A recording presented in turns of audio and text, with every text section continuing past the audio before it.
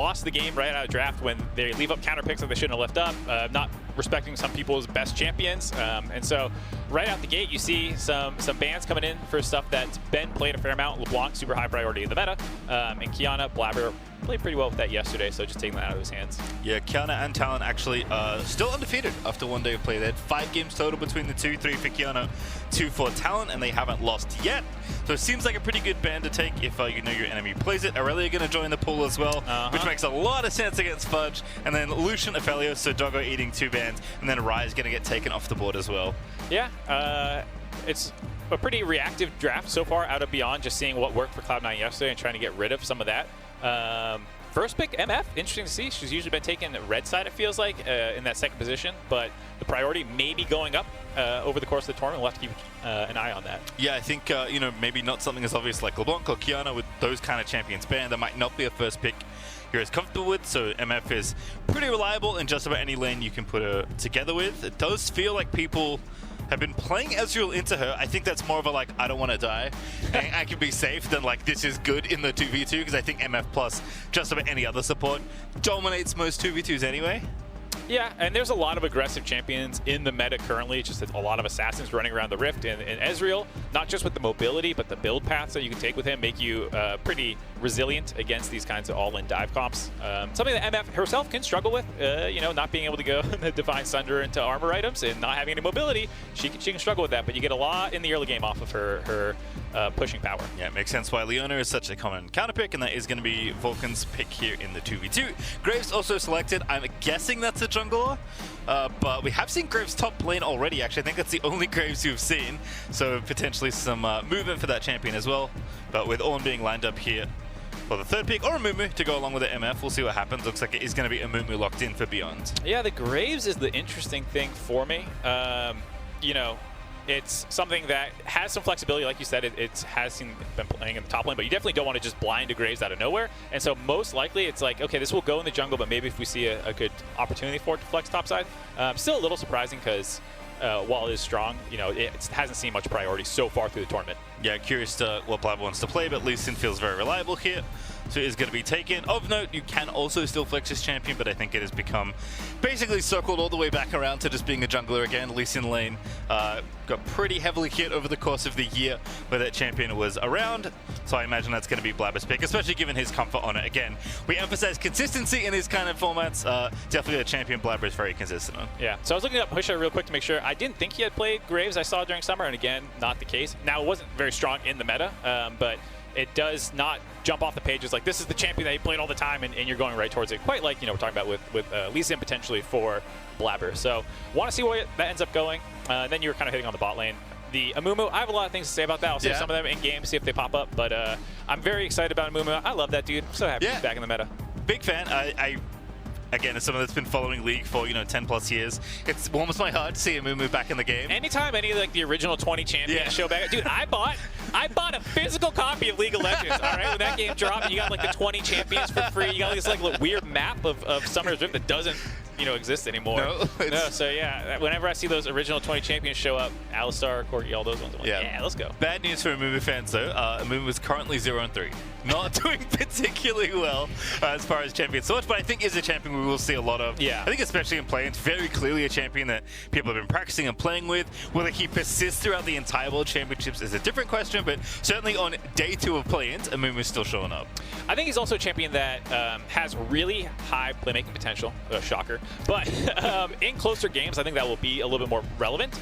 So a lot of these games feel like they're decided pretty quickly. One team kind of runs away with the game, and then it's like, okay, well, Amumu goes in, and then what does he do? But if you're in a mid to late game team fight situation, he has incredible potential in the support position to turn that game in your favor. And so throughout the tournament, like you're saying, when the games start getting closer and closer, and then the top teams start matching up against each other, I think you will see how important Amumu can be, even if he's struggling right now. Ooh, Lane Graves might be on the menu. I guess so. I like Sylas here, by the way, especially given that we were just talking about Amumu and the power he brings. Sylas stealing that ulti is pretty nice.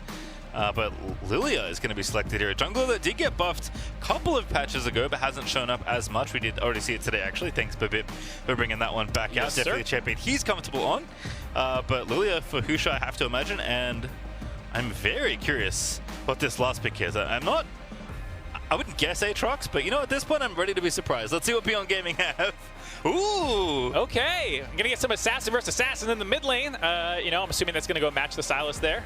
Should be a pretty strong matchup, and that does, like you said, lock the Graves into the top side of the map. Surprised to see it blind. I mean, maybe this is a bit of a call out on Fudge's champion pool, but for people who have been following in North America, Fudge actually has a really good champion pool. He can play the carries, he can go toe to toe, he can be the high resource guy like we saw yesterday, where everyone's kind of playing around him and his wave states, or he can do this. We'll see if he ends up, you know, going with it. But the Malphite pick, he busted it out even at the MSI stage and was able to pick up a win with it. So yeah, gonna be the Malphite. He says, all right, you want to take the Graves, you can push me in and have fun with that, but eventually, you know, there's probably gonna be some plays going up the top side around level 6. Yeah, this feels like very solid drafting from Cloud9, right? Like navigating all these very powerful ultimates one by one. This would be a sick flex, by the way, if they do want to play Lily in the top lane, but we'll see what happens as the things will count down, because yeah, all of a sudden, so counter-picking these lane Graves doesn't look nearly as good up against this Lilia.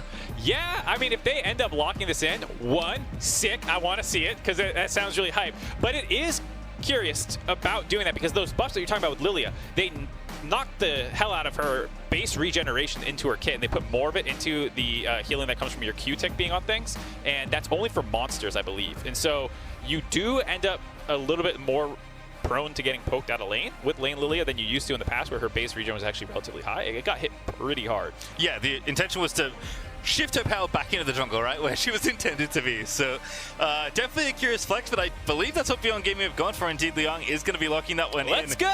Very creative to get yourself around this potential counterpick, right? Because they knew they were counterpicking the Fudge. Cloud9 obviously emphasizing again something like more weak side, something safer, something like Malphite. I think like a lot of this plan is like, don't let MF ever get a good ulti ever, and then don't walk into any combination of Yone, Amumu, MF, Lilia ultis, which it seems like quite a bit harder than it sounds. Yeah, that's, you know, just don't lose, kind of like Korean advice kind of thing. But no, this is sick. I really want to see what they end up doing with it. It is a nice adaptation for someone who, you know, was clearly trying to stack armor in the top lane. Makes that very difficult to do now. And we see a bit of a level 1 bunch up here. Might hold off on some of those points to see if there's any damage done. Blabber is, you know, trying to bait Husha in here. I don't think he's going to take it, but I do like this from Cloud9. Don't see this all that often, but especially given, like, depending on what your preparation is for your opponent, right? If you know they like to invade or get vision or even late invade, right? You can stack in those bushes and try and get a pick. Unfortunately for them, Blabber does not look juicy enough for Husha to walk in and try and get some auto attacks off. Does respect, you know, the fog of war, which is good to see. But yeah, not an insane level 1 for Beyond there. I think it would have been pretty risky. Not many people want to base check a brush on their team. It's maybe a Mumu's your most likely, and you start with Bandage Toss, so it could work, but then you're in the middle of 5 people. And so, you know, they're just going there. Moan going and dropping a ward. Doing what they can. And of course, don't forget down the bottom of your screen, our feature matchup presented by Mercedes is, and don't adjust your sets. Yes, we understand these players aren't in the same lane, but it is Stronger versus Fudge, which I think if you're looking at, you know, keys to success for these teams, that is definitely the place that you look to for these two. I mean, you've heard it all weekend so far by the analyst desk about how important Doggo is to Beyond Gaming. You know, he is kind of the big key player for them. This is Doggo's team, as you often hear it talked about, and so they want to get him going a little bit more. Yesterday it ended up being a lot about the top side, which is not really where Beyond wanted to play through, I think. You know, they did have the Jarvan for maybe some counter picks or counter games that would have gone up there, but the snowball started way before Jarvan hit 6. So here, you know, they have the Lily again. It will kind of make it about the top side, but MF and Amumu have so much all-in potential. I expect them to try and make some more plays here for Doggo. Yeah, definitely curious to see how the 2v2 shakes out. Should feel a little comfy here, even against, you know, his beloved Ezreal. Zvent, obviously a very good pilot for that champion as well, but we'll have to likely respect a lot of the pressure, as Moen here in the mid lane up against Perks, as you mentioned, also should feel pretty comfy in this matchup. Sylas' shield only goes so far and only against mages, so Yone is going to feel pretty good here. Yeah, it should be a pretty free lane phase. I feel like the Sylas was maybe a bit of a call-out, thinking that, you know, Perks can kind of just take this champion. It's very strong right now in the current meta, but usually you do kind of see it more as a response to a counter pick. You see something with like a TF, which is what you most often pick it into, not a strong laning phase, and then you kind of get the free 6 by him and just grab that ults from all around the map. A lot harder to do versus Yone. Well, savage Q there from Liang here, Fudge. Feeling the pain here in topside, does ding 3, eats the swell seed though, and only has 1 charge left on the corrupting potion, so Not a lot left in the tank to try and play with as Perks is trying to trade back here up against Yone, but again, he's out of mana. Yone doesn't use mana, and Perks only has one potion charge left. So this, even that Biscuit is going to have to work pretty hard to keep Perks up in his 1v1 early on. Yeah, some mana issues that you're going to see them come into here a little bit. Expect a lot of early TPs by C9. Blabber going to be happy to be able to grab this Scuttle Crab, though. Playing a little bit more towards the bot side, and some Vulcan being able to help protect and grab that one. Kusha on the other side, of course. Graves, as you said, has not been particularly common in the metagame throughout this year, at least in our observations in North America. But it hasn't changed much. You don't have to worry. I still wants to farm up a Storm. Yeah, and I actually think it's a great time to have Graves in this draft, at least in terms of from the Graves perspective. We'll have to see how all these champions synergize together. We talked about the big Wombo potential, but you know, at the very least, you have two pushing solo lanes. That's going to make it very easy to find priority, find invade, steal camps away from the Lee Sin. You see, that's exactly what Hush is doing, wanting to use this advantage, make it uncomfortable. We'll see if C9 can collapse onto this, but this is the game plan for Beyond. Blabber smoked that Krogdo Fudge now here. They're going to collapse. Hush in trouble. Blabber already dealing a lot of damage. Leah going in there trying to spin the branch around, but it's Blabber that finds first blood. No. And Leo's on the menu for second, and it's a tragedy. Mark C as Fudge takes the second kill. Cloud9 collapse instantly onto that Krug invade by Husha. Blabber does not land the initial Q, but falls up very quickly. Fudge gets the inside track on that collapse, and that's the big reason why. Action's not over, though. Vulcan roam. Vulcan at it again on the Leona. Mid lane here is going to force a flash of Perks. Feels real good about that roam. Oh, God, I was just talking about the game plan for Beyond, the priority lanes that they're going to have, making it easy for the Graves to invade. And right away, Cloud9 probably identifies that, and they are on the same page about how to, you know, kind of throw a wrench in that game plan. Get Vulcan out of the bot lane. It's Ezreal. He's going to be fine on an island. Go burn and flash mid. Top side, instantly collapse. It doesn't matter what's happening in lane. Fudge, get over here and protect my camp was punish Husha. And the fact that they chunk him down to about 25% HP before Liang is able to get involved in this play, you can see how this 2v2 easily could have been won by Beyond Gaming if he was able to get there a little bit faster. But it was just a really deep invade by the Graves, and Blabber and Fudge are on the same page, and that's what makes them such a fearsome 2v2 on the top side, is that they are really aggressive, and when they say, hey, we can kill this Graves, they go for it. Yeah, nice to the opposite side, right? Usually Fudge is the one pushing in, and then Blabber's diving. This time it's defending the jungle invade, but the result is the same for Cloud9. Up 600 gold now, they got the first 2 kills. Fudge's CS not feeling too hot, so this Lilia counter pick definitely working out early on despite the death, but obviously the gold deficit's going to be massively shortened by that kill and assist gold that Fudge has picked up. So things feeling pretty good, but Beyond Gaming not done. Now it's a 3v3 brewing here in the mid lane as Kino has roamed up here on the Amumu. Vulcan level 4, also at the ready. Perks going in for it. But again, staying respectful. Now can see one, steals the ulti, gets it going, and Vulcan takes down Moan, and now going back in as Blabber is going to find the Nexus. Kino's trying to get the kill. Doggo flashes in, gets the auto attack, and takes down Perks. And now Cloud9 in a 2v3 they don't really fancy. Blabber going to have to dash on out of there with the safeguard. Okay, so bit of a, you know, 1-for-1 there in the mid lane. A nice collapse by Doggo, showing one of the advantages of the Misfortune with that pushing potential. It's also her passive in the strut, allowing her to follow up on these plays, match the Amumu roam. Very funny. Amumu's like, hey guys, I'm here to help. And Perks is like, no, you're here to give me an ultimate. Yeah. This is exactly what I need to get this kill. Able to find that one initially, but then with the additional support of Doggo, turns it back around. So a 1-for-1, I think pretty happy for both teams getting some of that gold onto Doggo. But Perks also making a nice play here. Yeah, stealing Amumu is pretty satisfying, especially the Amumu's level 3. As soon as he shows his face, I feel like you can hear like Perks just salivate. Like he just instantly yoinks that ultimate. He's like, all right, let's go.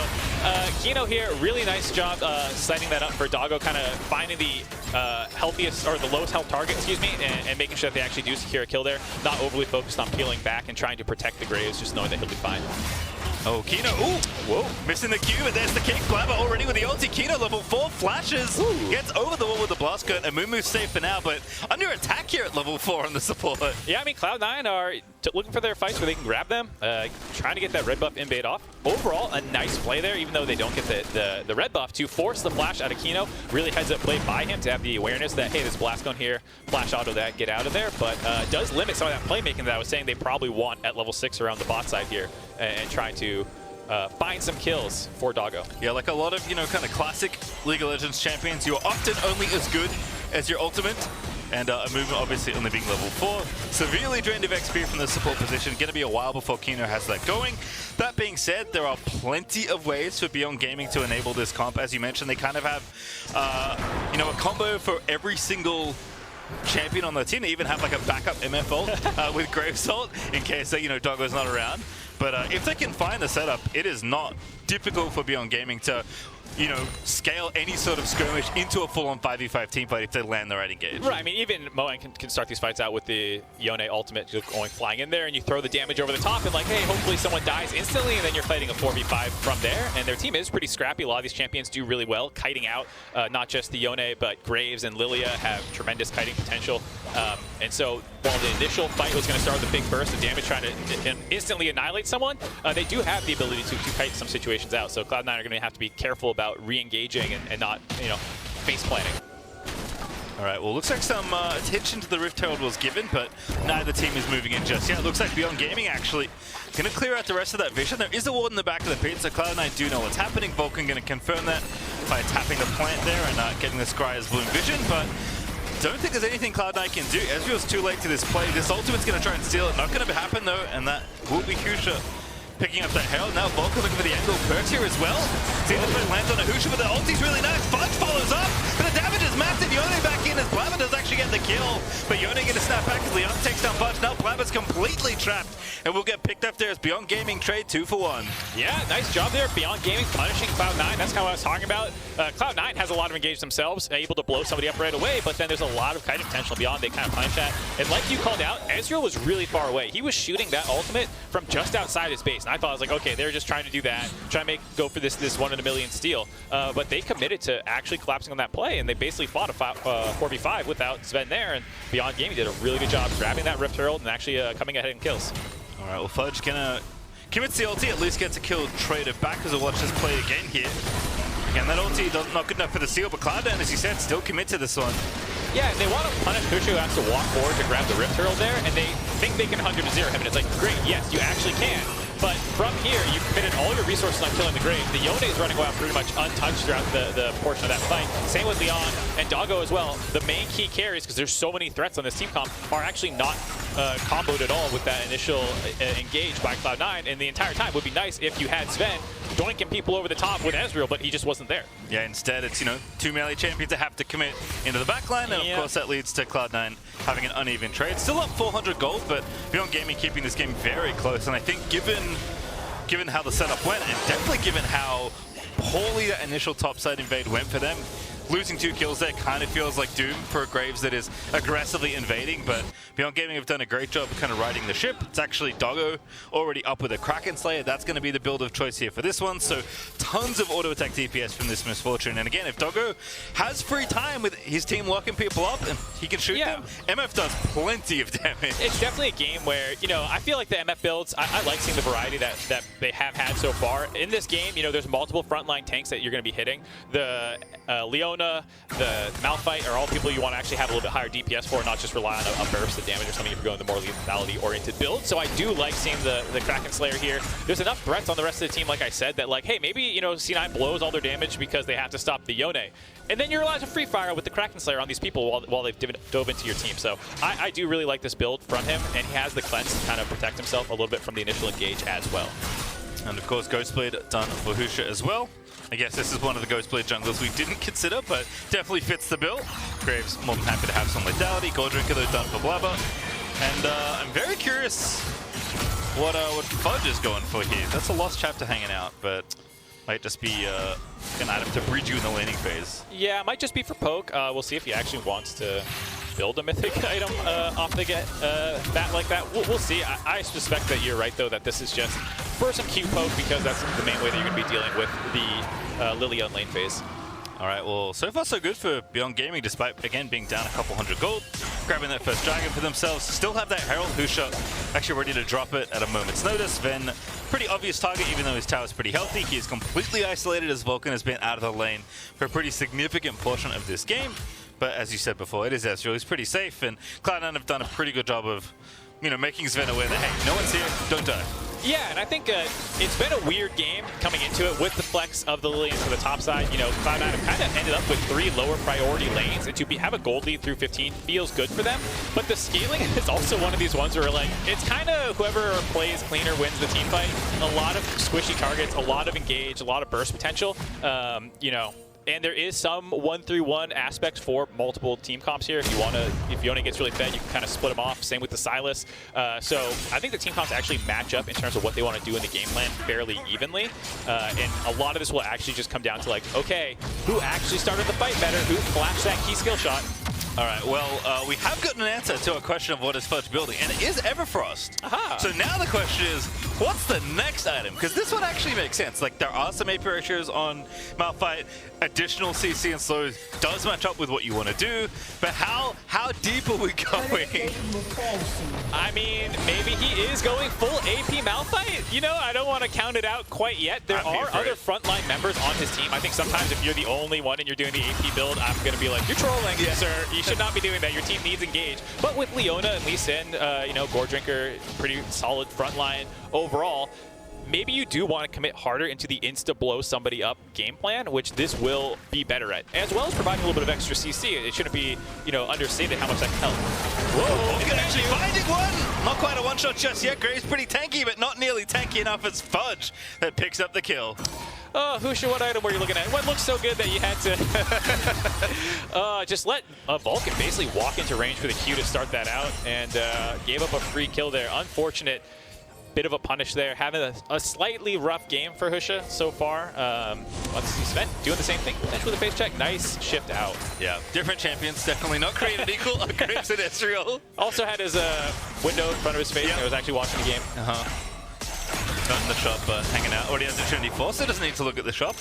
Good to go here. Definitely picking up the DPS slack.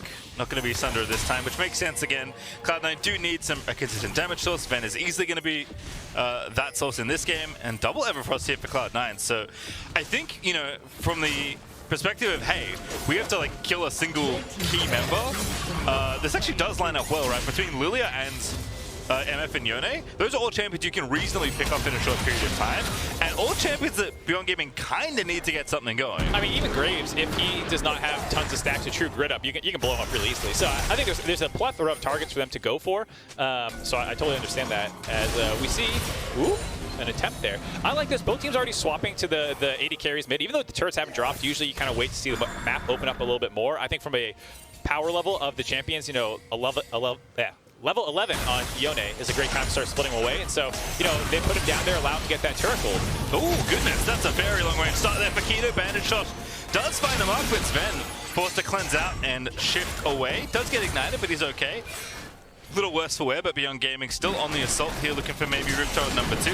Of note, they did get the bottom tower as well. They actually got the first turret gold, so picked up a slight gold lead for themselves, basically just taking away the little lead that Cloud9 had for themselves. But Cloud9 once again find themselves around a Herald, and unfortunately this time, not even going to poke the Ezreal ult in there. Yeah, not trying to contest it this time after Sven got chunked out so hard, so I like this decision. And it also was better this time because they didn't, you know, have someone collapsing. You know, they just kept perks on the bot side the entire time, so he was able to grab some XP for himself, deny some of this minion wave, get a big chunk of turret damage down here, and make use of the fact that they didn't really have the opportunity to contest anyways. It would have been way worse if he showed up and just kind of hung out mid before going back bot lane. Yeah, instead just gonna go back, reset, and then go back to mid, as you said, continue to try and siege that up. Fudge is level 11. This is, it's definitely a game where keeping track of, you know, ultimate ranks is pretty important. They're all, again, very high impact ultimates across both these teams, as Blabber is currently shadowing Fudge, making sure no one else is here, but there is no one else, so Fudge going to be A-okay to push out this wave, and looks like they'll go back and line up their next play. There is a dragon up in 15 seconds. Beyond already grabbed the first, so if Cloud9 want to equalize, they can, but no need to rush if you don't want to, but it does seem like there's not much else to do, so might as well. Yeah, I'll have to see what Ezreal's items are. I think he just bought something, so if he completed his Muramana, maybe you want to fight this. No, he's not quite there yet, so I don't know if Cloud9 want to fight this dragon. It's not the do or die kind of situation quite yet. Beyond Gaming do feel very powerful, and you see them working quite well around the Amumu timer, so they're probably going to hang out here for another minute, wait for it to show up before really contesting this dragon. Liang has TPs, has pressure up on the top side, so a tough situation for Cloud9 right now. Good job by Beyond putting pressure on multiple points of the map. Yeah, Lilia actually pretty good in her 1v1, as long as you have enough vision to protect her. She's very vulnerable if you gank her, but, you know, 1v1, Fudge can't really do anything but sit under the tower and hope for the best. Cloud9, though, have started the dragon, but as Rift Herald dropped mid, that's going to be the trade. That charge does happen. Sven is trying to defend.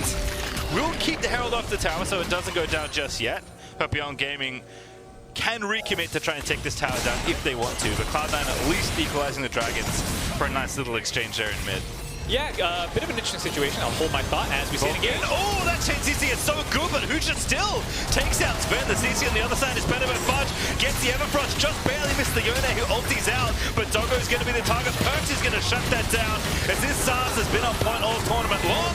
Make it a second there as Lilia's going to die to Perks. He nabs the double, and Cloud9 collapse to punish BYG in mid. Okay, so Cloud9, they're able to get the Dragon off the focus of the Rift Herald in the mid lane by Beyond Gaming, and then Beyond want to get something out of it. You know, they actually want to finish that turret off. They clump up. That's the perfect time for the Malphite flank to come through. Not the cleanest fight, as I'm sure you'll see in the replay, but still able to come out 2 for 1 for Cloud9 to get a little bit of pressure after. Alrighty, well, back to pushing as we watch this replay. It's the X-Fac one, actually. Yeah, so this was nice by Beyond that they started the fight. The TPs hadn't had time to come through yet. Misflash there by Doggo, like I said. Good job by Moen getting out for that. Here, Perks missed both his Gap Closer and his Everfrost, and so there were a couple of abilities that missed that probably could have gone a lot better for Cloud9, and they got a bit of a freebie by Doggo flashing on top. I feel like if he flashed down with Moen away from Perks and not on top of the Malphite ultimate as well, maybe he can kite that fight out a little bit more after the initial kill. So a bit lucky there for Cloud9 that it went as well as it did, because Beyond's initial pickoff onto Sven was quite well executed. Yeah, it's funny, you know, on average, they probably got the amount of kills they should have, but you can see either team got more or less. They had some nervous hands there, so you know, both teams kind of making sure it ends up the same. One thing I do want to point out about Amumu, though, that I think is really important. People talk about the double bandage toss giving you more CC, and that's, you know, apparent. Yep. But I think the thing that is also really important for all-ins and just being a threat is the amount of damage that comes through if you land both halves of it, as he's currently getting engaged on. Oh, Perks looking for the Everfrost, but he finds the E on the other side instead as the ulti stolen. Does commit it for the kill, but Perks is on a killing spree now, happily taking his Vulcan. Looking to lock up Yone, but he goes back in. Vulcan gonna get crushed as Doggo picks up one. Yeah, losing track of TPs a little bit there. They had the double TP by Cloud9 in the last fight, and here Moen was already mid lane in that situation, so he was able to hold on to his, and so they think that's an Amumu caught out of position too far in the river. That is the case, but Moen TP collapse does make it a 1-for-1. You trade supports out there. Still probably a little bit in Cloud9's favor to get that global off the map, so you can be a little more free with the rest of your playmaking. Oh goodness, Malphite. Just so much CC. Doggo is no flash, no hope, just dead. Just straight dead, 1v1. Yeah, we'll see if Fudge can get out of there, if he's going to get punished for that all in, but he does get the kill. No ulti there for Yone, just nothing to do. Sven here as well to reinforce the mid lane, and Fudge gets away with it. In fact, now Liang's in trouble. Blabber looking to line up the kick, going to be put to sleep though as Blabber's going to back away. Nice job for Cloud9, kind of picking Beyond apart throughout the map. You know, they get the initial kill into Kino, and then with Usha on the back end of that play, just looking to farm up his camps, you kind of just face checks Fudge there, who had priority in the bot lane because that TP came through. So the way that they are pulling Beyond across the map is something that's allowing them to find all these extra kills. You know, because Fudge got the push in the bot lane, could go into the jungle, he's then able to find the kill on the Graves and get out, and then while the rest of the team's trying to react to this Malphite, hey, Blabber's in your top jungle now, going behind and forcing the ultimate out of Liang and being able to grab top turret with Perks there. And you know, now that kind of, you know, the first two items of Fudge are finished, I can kind of see what's going on. Like, initially I'm like, oh, Lilia seems really cool here, which was a good flex to counterpick the Malphite. Earlier it was maybe 20 CS up for Liang, now it's been even because Cloud9's got more map to farm with. But now I see 3 ADs and a Malphite. And I don't know what you're supposed to do, because Malphite's, if you have no flash, Malphite's gonna ult on top of you, Everfrost you, just punch you in the face. Even if he can't kill you, you're like shooting a frozen heart Malphite. Like, what are you supposed to do? And that's why the Everfrost is nice, because when I watched that initial all-in on Husha and he got all the damage, I was like, okay, but now can you kill him? Well, with the extra AP ratios, the answer is yes. And he was able to finish off the Graves. And so, you know, it gives you that little bit of extra damage that you might need to get over the top with all these squishy members. You can kill them, they can't kill you, because you have this hybrid of damage and tankiness. And at some point, you know, these carries will be able to just like lifesteal through you potentially. He might need a second damage item, which he might be going for with that stopwatch you see. Might actually be picking up a Zhonya's as well. Kind of going a little bit of a hybrid out there because it still has armor on it. Yeah, I kind of like that. Curious to see if it does turn into that, or if he's just happy with the investment right now. Obviously, we all know stopwatch is very good. Doggo, ooh, gonna have to cleanse it off. Blabber looking for the kill, finds the Q, threads the needle, and now the flash kick is gonna deliver him to Sven, who picks it up nicely. Blabber, though, pops a glow trigger. That's hits. Unfortunately, not enough to save you. Item's not that good. But Vulcan also in trouble. Yone also over the top to finish things off as Beyond Gaming will punish Cloud9's greed a little. That was definitely greedy. Blabber saw the angle. Hold on, we're not done yet. Teleport's coming in from Malphite. It's Fudge. He's got ulti. Who's getting ulted? Everybody. Sven already took down one. And again, the Everfrost Malphite happens, and you just cannot run away. Leon, though, has found a target. He does want a battle. Sven going to cleanse off the sleep. Fudge does shut down Husha on a killing spree now from this Malphite, and Perks is chasing Leon, but Lily is just so speedy. Not going to happen. But Cloud9, I think at the end of it all, a 3-for-2 trade. Not bad overall for them. They did find 3 kills, like you said. They had a little bit of a split focus at the end there. You saw, Fudge tunneling, wanting to finish off Leon. Then you had Perks focusing, I believe it was Kino down, and then Leon was just in the middle. Oh god, that was scary. Overall though, they did get the mid turret off that, which is another part of that play for why it was kind of worth it for Blabber to go that hard. It bought space for Sven to just kind of finish off that turret and continue this snowball of the map control that they've kind of been able to grab. Now all the outer turrets down on Beyond Gaming side.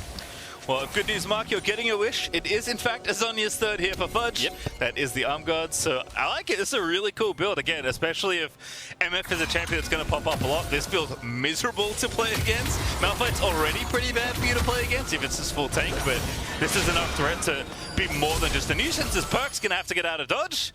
Does flash away, but good force there from BYG to at least get that summoner spell. Yeah, somewhere in the tail end of that as well, Cloud9 picked up the Infernal Drake, so continuing dragons for themselves. Unfortunate, Perks lost his flash there. It looked like they were trying to set up a face check and just got a little greedy going for it. Flashed over the wall.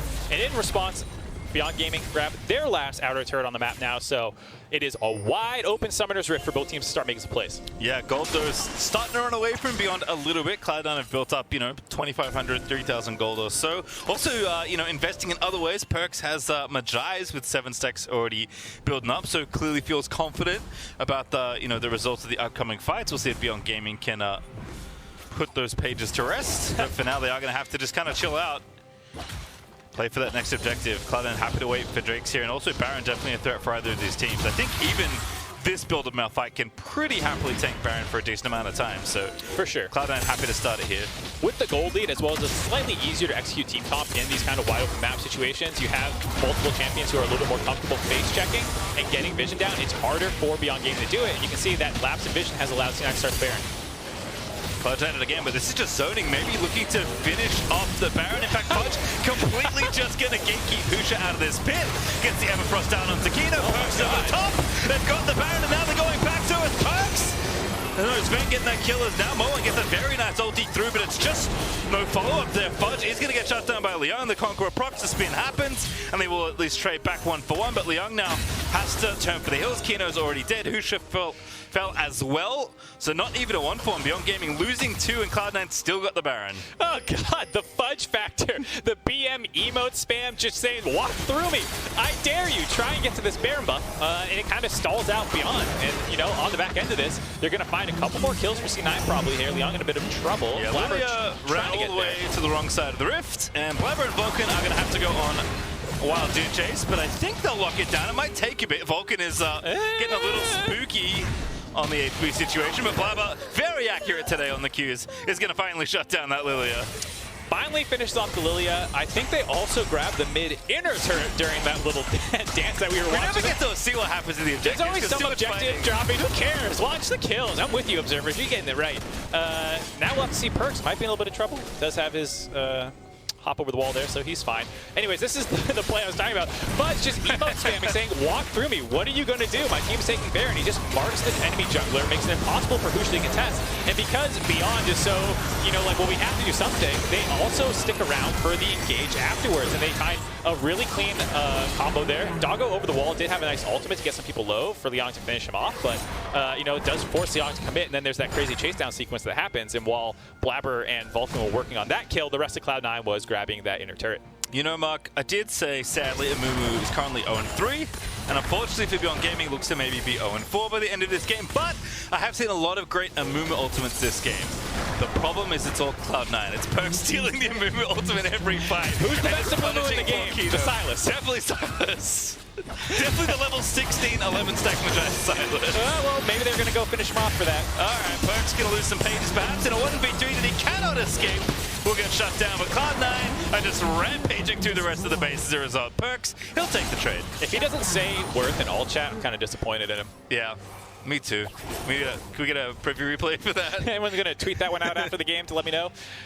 Feeling pretty good right now for Cloud9 and North American fans. Pretty good grip on this game, grabbing that bot lane turret, still having a bit of time left. A very strong Red Bull Baron power play, 2,500 gold and breaking over the base. With the next Dragon coming up in 20 seconds, they should still have control over that. So feeling pretty good, and I do like Beyond Gaming's angle there, saying we're not going to fight you in the bot lane. Let's just go grab a kill. Let's get some stacks off him. Let's get some gold in our pocket to start contesting Cloud9 around some of these other objectives. We'll see if they actually go here on the 3rd Dragon or they wait till the 4th. You know, this is the option that Beyond's kind of looking at from here because they still have tons of engage and opportunities to actually just insta-give an important member of Cloud9's team comp. Pretty much everyone but Malphite, maybe Blabber are options. Cloud9 though taking over the red side jungle. Have all the space created around this dragon. Even going to steal the red buff and donate it over to Sven. And Cloud9 are going to have plenty of time to finish this off. Again, Fudge can play bodyguard if he needs to, but he doesn't need to. Even has the exhaust ready for the team fight. Has been swapping pretty aggressively with the spellbook here, which is always nice to see. And apparently it's really giving the emote key a workout today. Lots of thumbs up action out of Fudge. Clearly feeling pretty good on the level 16 mount play. It's a scaling button. Yeah. The better the game's going, the harder your emote game scales. You just have to keep... You don't quite see as many people emoting early on. I don't know what it is. Yeah. I mean, sometimes you do, and then it usually goes horribly wrong. You regret it? Yeah. Yeah. Can't all in on the scaling early. As Fudge, with Spellbook, throws the exhaust down onto the Amumu. He's having fun, all right? Still thumbs up. Maybe you press, maybe his summoner spell key is near the emote key. Maybe he just misclicked, didn't expect someone to walk into range. Was warding and then do the exhaust out. Also maybe expiring. Maybe, I mean, with the thumbs up emote immediately afterwards, I'm leaning towards intentional. I certainly hope so, as Perks is even going to do a bit of counter jungling here alongside Blabber. Level 17 now for the Sylas, as Perks is just zipping over the walls into the waiting arms of Husha and friends. Level 12 of Mumu now, bandit shots one. Oh, flash ulti! Not enough, and now the ulti's his again as Perks has once again stolen Curse of the Sad Mummy, and Fudge is in there, Blabber's in there first though. It's going to pop the Zhonya's, Fudge looking for it, Sven going to get the pick off, that's a great Yoni ulti to try and get it back, and indeed they get the kill. As Fudge now low, but not dead just yet, but he flashes out of the way. As Cloud9 still looking to play here under the tower, Perks going absolutely insane under the enemy tier 2, looks for the second, can't grab it. And now Vulcan going into stasis. I think Cloud9 maybe bit off a little too much on this play, and Beyond Gaming will make them pay for it. Nice 3 for 2 there for Beyond Gaming. Kino looking for the opportunity on the top side. I actually like this timing a lot, as you know they are losing a little bit of their base, but I don't know. Nexus turret, you know, they're not going to get backdoor probably this game. As we see, you know, Cloud9 actually not backing off from that top lane situation. Still trying to finish off this turret, knowing the amount of pressure that's in the base. Thinking that they can grab a little bit more turret gold with the fact that Beyond had to recall and deal with that Nexus turret. But I did like that attempt. You know, there's a lot of time for your ults to come back up before the next dragon that you need to fight. Baron's in only 30 seconds, so maybe that's more of a concern. But this is an opportunity where, you know, Cloud9's grouped up in a lane. You try and force the fight. Doesn't actually go that well, but, you know, Cloud9 then need to punish to make something of it. And they see Kino low, so they want to go in for the Amumu to finish him off. But there's still a lot of ults up for the rest of the team, a lot of CC available. So they kind of start stun lock people underneath the turret. They have to, you know, get Fudge out of there. Blabber dying early. Perks goes in to start finishing off some low people, but again, starts getting CC'd up under the turret. Has to burn his stopwatch, gets finished off there. Vulcan then trapped under the turret as well. So, you know, they kept baiting Cloud9 to jump on top of them. Not happy. Doesn't look too thrilled about that one. Yeah. Did not want to lose those stacks, I bet. You know, nothing on that mage eyes now. He's out, he's out. Lost the last page he had. I think he saw, like, you know, the 10 stacks coming back in. Fudge so. Oh my goodness, poor Kino. Just deleted his, Yone, sorry. He's going to go back in and find a few. Blabber low, but not dangerous yet. But Vulcan also bleeding as Fudge. Trying to play defense, but Beyond Gaming fighting back here. Cloud9 have to be a little more cautious in these stroke points. Yeah, Doggo really punishing that engage. Doesn't actually get a kill, but drops multiple members super low. Forces the Guardian Angel off of Blabber there. So you know, able to kind of withstand that engage. They did blow up Kino, and C9 want to transfer it into a Baron. We'll see if Beyond can actually contest this one. You can kind of see where Cloud9 are willing to throw caution to the wind, though, right? They've got pressure in the bottom side from the top play. They can play aggressively here, keep the minions pushing and take Baron. So it's not, you know, reckless engaging that Cloud9 are entertaining, but they are going in very frequently. No, this is exactly what you want to see. I don't want to make this sound like a criticism of the Cloud9 game plan. You have so many engage tools, you have so many opportunities, you have the map state in your favor so that even if they engage like that doesn't go 100% your way, you still get the kill, you still have the map to pressure in the bot lane, you can grab the Baron on the back end of it. And so this is what you want to see. You don't want to see, oh, we only take 90% plays. Go for the 60-40 like that and actually make some plays happen and keep the you know, gas down. Yeah, credit to both teams for staying proactive. Beyond Gaming, though, slipping further and further out of reach for this game. Cloud9 up with the sole point now. They're up 6k. They've got a second Baron on the table. And already the bottom side of the Rift was pretty battered by Cloud9's last siege. That inhibits back, though, thankfully for them. But Fudge is once again asking to ult your teammates. As Vulcan does find the engage, Everfrost follows. Kino loses the ulti again. Blabber maybe trying to bait out the ulti, but doesn't find it. Finds another Q, though. Kicks him to death. And Cloud9 now in a 5v4 as Blabber finishes that off. Yeah, Kino was just stuck in the state of, well, I don't have a good target to go in on, but I don't want to blow my ult defensively because then I won't be able to contest the sole point. And he just holds it on until it's too late. Cloud9 focus him down, kill him as the primary engager for Beyond Gaming. Once you take him out, it's a lot harder for them to find an opportunity. And now this might be a free soul. We'll see if they want to contest 4v5 or if they're going to keep Moen on top side. Doesn't have TP, so it looks like they're just sacking it. Yeah, gonna go ahead, have to give that Infernal Soul over again. Your move is on up for 10 seconds, not a lot you can really do. Perks actually, the best movement on the Rift so far is looking to line up another ulti once again. Fudge also could combine for a very classic Season 1 combo mark. Haven't seen it in a minute, but definitely plenty of wombo potential there as Cloud9 will finish off that inhibitor. They're going to retake mid here as well, crack that finally, and take down a second inhib here, and maybe just walk it in. Kino's back, but I'm not sure it matters. Yeah, he ended up losing his ult right as he died, so he's still about like a 20-second timer or 15-second timer before he can go in here. And again, still holding on to theirs. Fudge, level 18, Perks, level 18. Ready with some big ticket ultimates here. Only one extra Nexus turret to get through as well. Plenty of time left on this Baron, 45 seconds. Jeez, that is a long siege for Beyond to try and go in. And Blabber just finds the pick. It's Kino again. They're bullying the poor boy. And now Vulcan diving back in. Hushlo is going to make him pay for it as Perks dove in straight. As Sven is now dominating Perks. He is going to die. Husha actually grabbed himself the double as Cloud9 tried to end the game but couldn't quite find it. 3v3 though. But they've run out of ulti, so I think Cloud9 going to have to leave. Yeah, they do stay alive here, getting another even fight. A lot of these, you know, Beyond has done a great job of punishing the engages for Cloud9 once they go in and finding even kills. You know, not many of these fights have been clean aces. It's been very, very scrappy, and, you know, Beyond, despite the fact that they're able to largely come out even or slightly behind the fights, it's a lot of the map states that make it so difficult. You're going even in that fight underneath your own Nexus here. It's like, what do you do at the tail end of that? There's not much of an opportunity for you to get onto the map and start stealing camps away from Cloud9 or getting deep vision down, you know? Like, there's just not much that they're able to do on the tail end of that. So while it's nice that they're able to stay alive here, they're still really on the back foot. Cloud9, thank you, observers. TP ward available, double TP incoming. Call a shot. I'm very scared for Kino.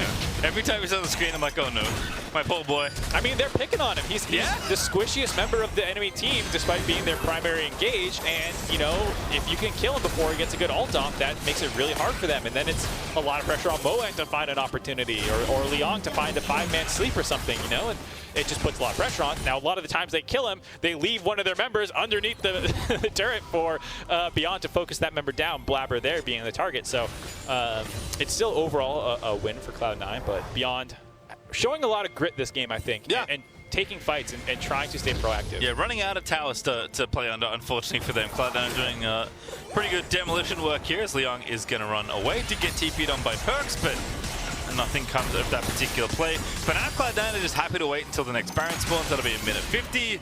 Sven forced to use the Mercurial, or I guess the QSS portion of that sword. It's very confusing. But does have to use it. Does have cleanse up still as well, so it should feel pretty safe. But again, C9 are just trying to get to that same map state, right? Where they can take Gris and it doesn't really matter. And if nothing happens, then they'll go ahead and take an objective. As Perks steals the only ultimate to get out of there. No, never mind. He's not going out. He only goes in.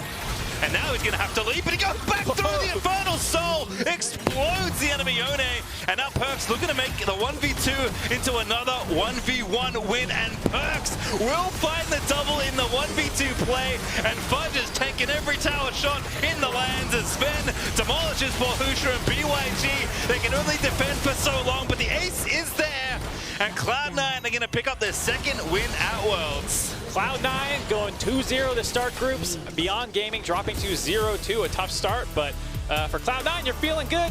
It's playoff Perkz, except it's Worlds Perkz. It's even better. It's true.